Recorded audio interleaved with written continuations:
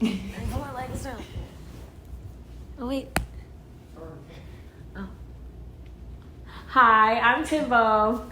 And I'm Taylor. And this is TheBlxnkSpace. Today we are going to start our topics off with I am not my grandparents.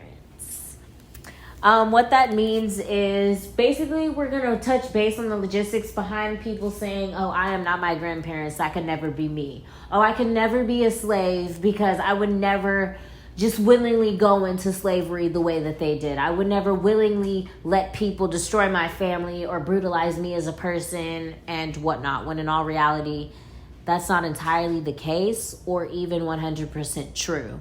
These people did not let these people capture them. They did not let these people brutalize them, and they damn sure did not let these people murder them. But you know, history is going to tell itself. Your oppressors are the ones that tell you your history, so you will never actually be educated on the things that actually happened back then.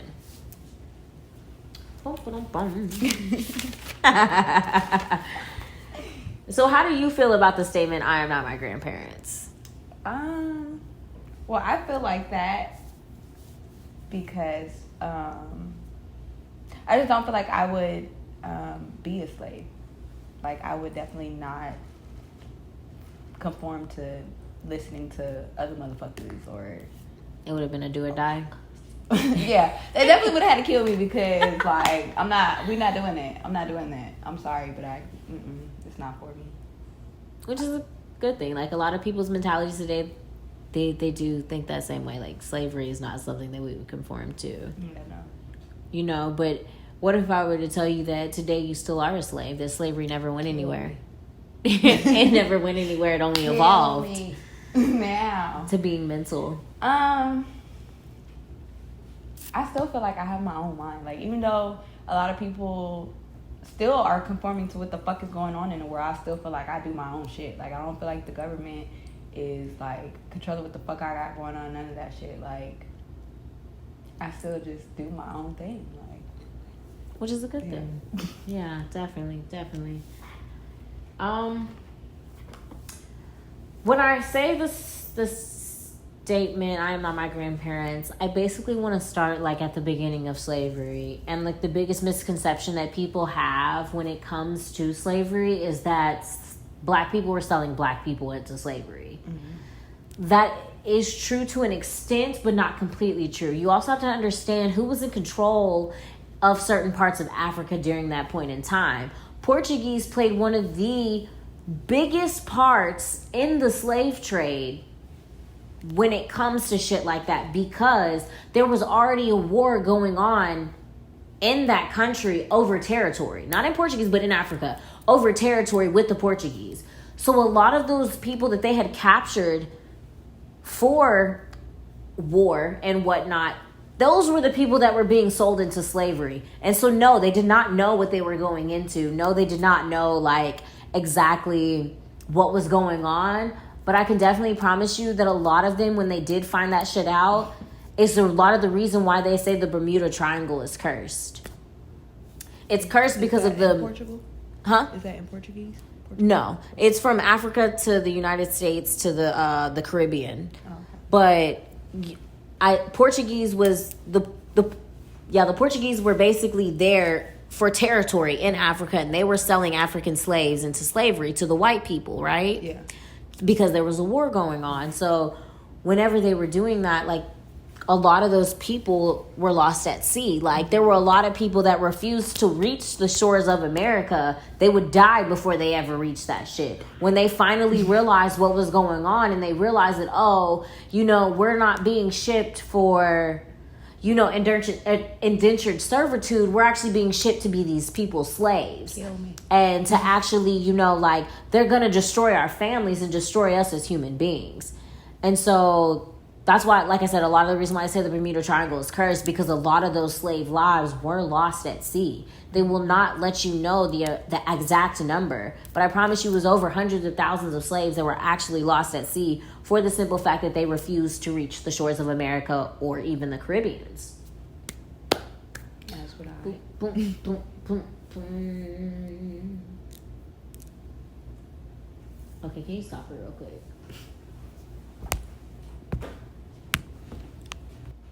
Talking about it. Okay. So, basically with the Stoner Rebellion, that hoe was September 9th, 1739. It was one of the largest slave revolts to that date. It was staged in the 13 colonies led by Jimmy. Many were seasoned soldiers. A lot of the slaves that revolted were seasoned soldiers. They broke into a local warehouse, executed the owners, and placed their heads on the front stairs. Like any revolution, you had ones that wouldn't join and would stay behind and help the master. The slaves fought off the English for 7 days before being killed. This rebellion fueled a fire for a lot of rebellions to come. All that didn't escape were executed. That was gonna have to kill me anyway. So basically just like, no, can you even read my handwriting? Probably not. It's really shitty handwriting. I was rushing. The largest slave revolt ever staged in the 13 colonies led by Jimmy. Who's Jimmy? He was the slave that put it all together, and he was the one that led it. Yeah, I can read it. Many were seasoned. Yeah, my S's are kind of crazy. Sorry. This seasoned like soldiers. Ours. Yeah, they do look like ours. I was like, rewritten Rogers. No, for real.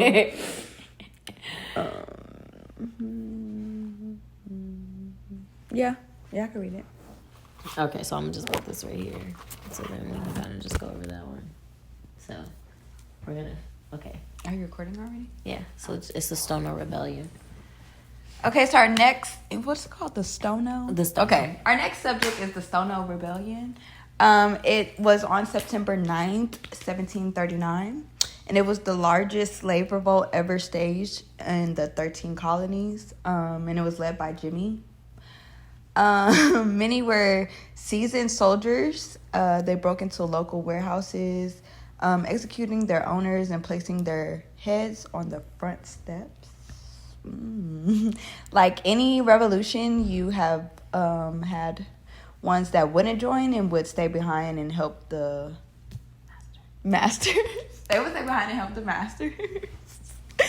The slave fought off the English for 7 days before being killed. This rebellion fueled a fire for a lot of rebellions to come. All that didn't escape were executed. Yeah, so that's one of the more, like, I guess, brutal rebellions. A lot of people died during that rebellion. They took a total, it was said that they took a total of 300 people, but they said it was probably closer to about 125. But they definitely made their mark and, like I said, fueled a fire for a lot of rebellions to come. A lot of slaves were less scared to actually stand together and, revolt and, say that, this isn't right. This is not what we came here for. And, this is not what the fuck we're going to stand for. Because you have to understand, these people were literally destroying entire families. They were ripping mothers from their children, ripping husbands from their families. Like, they really didn't give a fuck about a melanated person at all in any way, shape, or form. And it still shows to this day how much they don't give a fuck.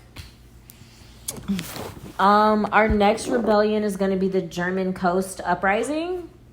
It was in 1811. It was about 40 miles from New Orleans. It was ran by Charles Delondes. I want to say something like that. I don't know how to say his last name, okay? He led it at the Andrew Plantation. He specifically led it there because that was where they kept their armory, where the local militia kept their armory. So they basically raided there and loaded up with all types of weapons, all types of gear to protect themselves. And then they headed to New Orleans. It took about 2 days to stop the rebellion. everybody who was a part of it definitely died, of course, because, you know, they're going to make a mockery of them. That was a lot of what they did back then, is whenever they did hang them, they would hang them for weeks at a time to show you that, you know, like, at the end of the day, this is not what the fuck you want. Once we catch you, we're going to brutalize you. And that's a lot of what they did. Okay, so where did they come from? They came from the Andrew plantation. It was about 40 miles from New Orleans, but they were headed to New Orleans. Okay. Yeah, they were headed to New Orleans to officially, like, just run through there. I think they only took about 20 to 30 people, if I'm not mistaken. Yeah, theirs was a little bit smaller of a rebellion, but it definitely made a mark. Yeah. The last one is the most famous one, of course. It's the one that, if you have ever heard about a rebellion in school, this will be the one that you would have heard about, and it'll be the Nat Turner Rebellion. I hear about that. That one happened August 22nd in 1831. Nat Turner and about 70 armed slaves axed his owner and their family to death. Yes, like axed. He got an axe and axed his family to death. His owner and his family, which means all his children, his wife, him, and basically anybody who wouldn't turn against the master, he killed them. He hit about 15 more houses, which ended up granting him a total of about 60 people that died in about I want to say about a 2-week span. Oh no, that was by the end of the next day. He killed about 60 people by the end of the next day. So he basically went pillaging. Basically everything that they did to them, he did to them. Yeah. He went through, raped, pillaging, all that stuff, murdering anybody who, if you were white, you got killed. Like there was no pass for you. On October 30th, he was actually found by a man in his hideout and turned in. And November 5th, he was tried for his, you know, whatever the fuck he was doing. And he was hanged. After his hanging, it was actually quite barbaric. They skinned him and beheaded him. They placed his head...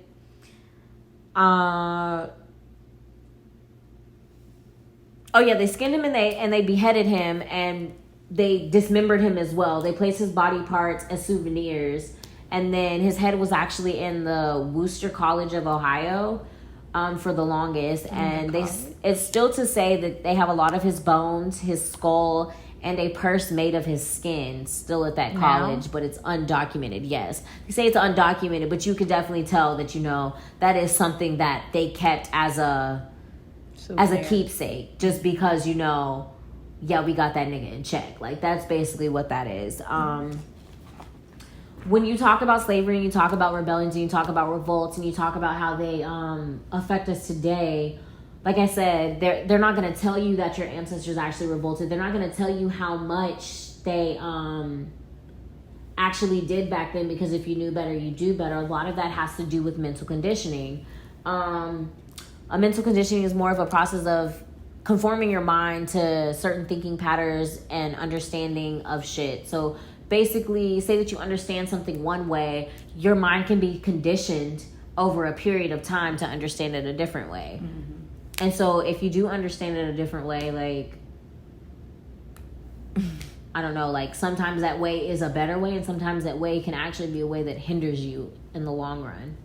Another really famous revolt is the Haiti Revolt, and the Haitians actually overcame and succeeded in overcoming their white supremacists. Because the Haitians wasn't playing that shit. At all.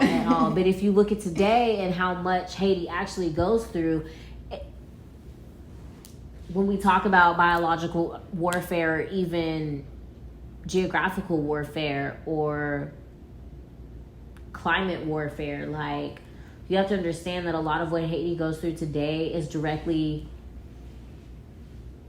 correlated with that slave revolt and them overcoming their suppressors.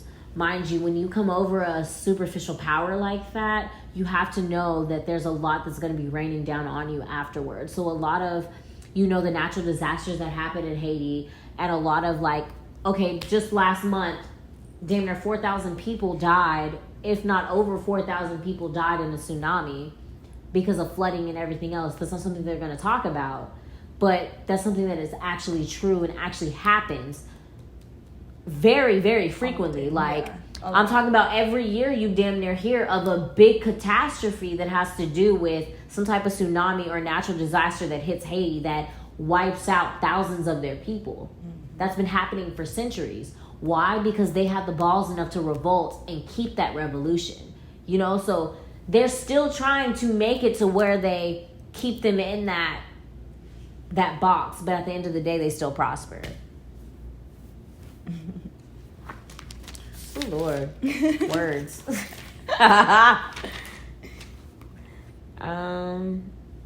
You can do the laws. What is that? It was 666. Okay. Yeah, I kind of rough drafted a lot of them. I might touch base on some of them for you. And that's a pass. Okay. Yeah. So our next subject is the 666 laws that were passed September 1st. The first one is the abortion ban, which bans abortions at 6 weeks, which is a horrible idea because, like, most people don't even know that they're pregnant at 6 weeks. Like, at all. I didn't know I was pregnant until I was like 2 months. So literally, why would you do that? And it's like the repercussions for getting an abortion is like worse than the actual crime of why you would even need an abortion. Exactly. And I think they said that there's no the medical like emergencies don't include incest and rape, which is like, they don't. Well, what is the medical emergency that you would have it for then? Because if it's not rape and incest, then what is another, like, what? Basically, the baby would have to be killing you. It would have to be a medical thing for you personally. If the baby would have to be killing you for you to be able to terminate it. Okay, that's stupid. So if it's a choice between your life and its, you can make that choice. Okay. That's it. Wow. Okay. The next one is the Permitless carry. the permitless carry. No background check or license. Or license for it to carry a gun. Texas is a very open carry state. Protesters face felony charges for blocking. Where are they blocking?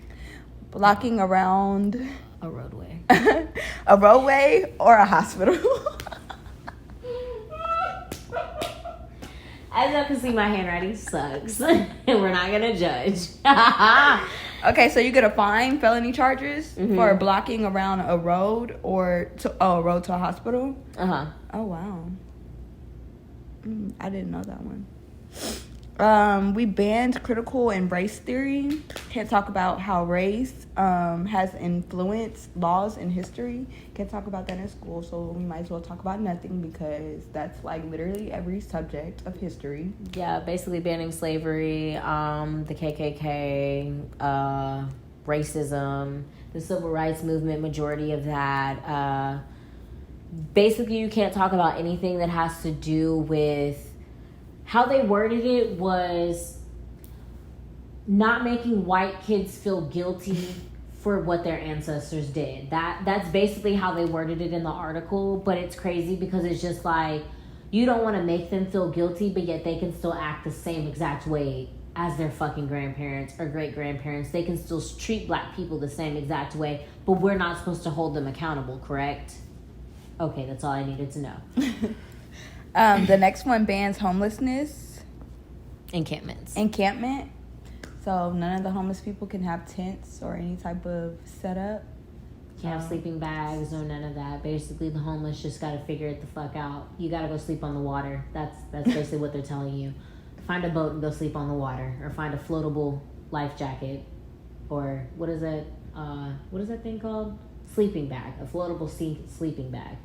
And figure it out because Texas doesn't give a fuck. Expanding medical cannabis access. Basically making it medically legal in Texas to have marijuana, and it's also doubling the amount that you can have on you or consume medically. So basically saying if you have a medical card for, you know, PTSD or for, you know, cancer or any type of medical concentration type shit, you can legally have marijuana in Texas. So yay, we're now medically legal.